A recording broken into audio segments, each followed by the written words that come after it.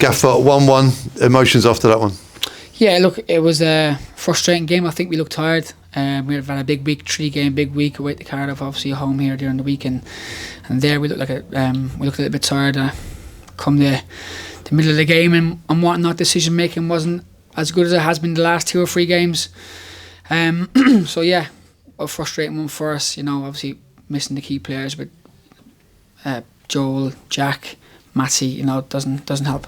Yeah, Jack and Matty, a lot of the messages coming in during the game was saying that we were missing their input and I guess their experience in a game like that. Yeah, absolutely. Look at the front line we have as a young front line. Kelvin E up there again, going back to back in games. After coming back from an injury, it's not easy.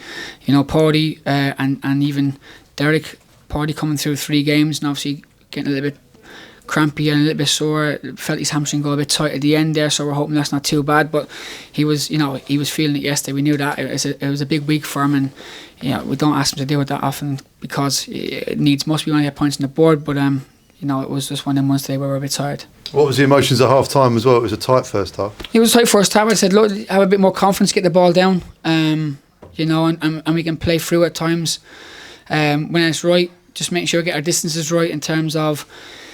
We probably decision making in the first half and areas we put the balls in weren't as great as they were the last couple of games. Therefore, we couldn't get a foothold in it. But when we did in the first half, I thought we got the ball down. We created some decent opportunities around the box.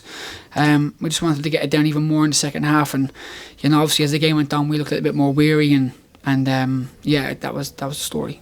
And the feelings in the second half when we go 1-0 down. Yeah, obviously we're disappointed. We should stop the cross and the late run to the box from the long throw from the first phase. To go goal down, obviously it's not ideal. Could have gone anywhere, but obviously it falls to the one man you probably don't want it to fall to. But we showed character again and resilience to come back. Again, like I said, we looked a bit weary and tired, but we kept on going and we take a point and move on. Kamari Doyle made the impact, got the goal as well.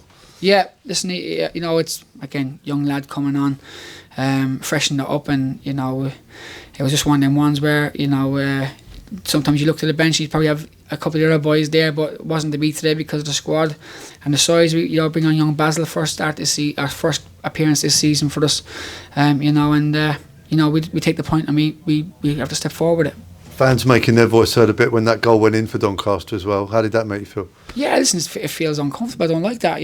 I'm trying everything I can. We're doing everything we can to pick up points and get going. Like I said, having the injuries we have is not ideal. But the lads stayed focused. They stayed with it and they kept on going. And referring to those injuries, any news on Matt and Jack and Joel and the others, Liam Fraser too? Liam is longer term. Joel possibly not next week, maybe the week after. Same for Jack.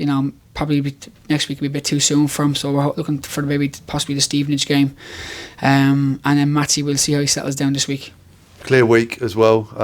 Back to the Bearwood as well and prepare for the FA Cup game. Is a cup a good catalyst maybe? Listen, look, it's the FA Cup. It's probably one of the most famous cups in the world, so we want to go get out and put a team out to win the game. Obviously Carlisle doing well in their league, but they're coming to us and we need to put our front foot forward and be aggressive.